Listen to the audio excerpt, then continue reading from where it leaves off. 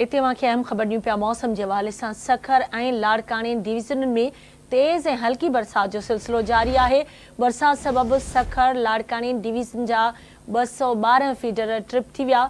मौसम क्लियर थियण बाद 57 फीडर बहाल थी विया। सेप्को जो चवण है इन वक्त ताईं 155 फीडर्स तां बिजली सप्लाई मुअत्तल है, जॾहिं त फीडरन की बिजली जल्द बहाल थी वेंदी। सेप्को अख्तियारिन जो चवण है बरसात खां पोइ पानी घरन ऐं दुकानन में दाख़िल थी वियो। इंतजामिया उपाउ न वरिता।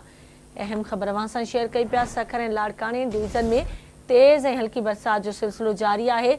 बरसात सबब सखर लाड़काने डिवीज़न जा 212 फीडर ट्रिप थी विया। मौसम क्लियर थियण बाद 57 फीडर बहाल थी विया। सेप्को अख्तियारिन जो चवण है इन वक्त ताईं 155 फीडर्स तां बिजली सप्लाई मुअत्तल है। फीडरन की बिजली जल्द बहाल थी वेंदी।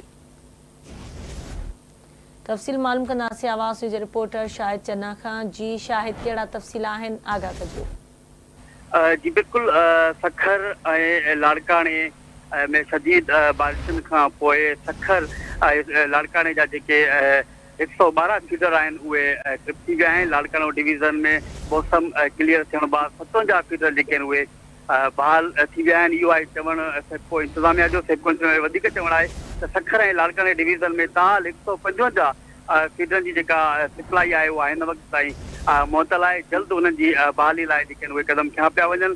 तमामु फीडरनि जी बिजली जेका आहे उहा जल्द बहाल कई वेंदी। सेप्को अख्तियारनि जो इहो चवण आहे।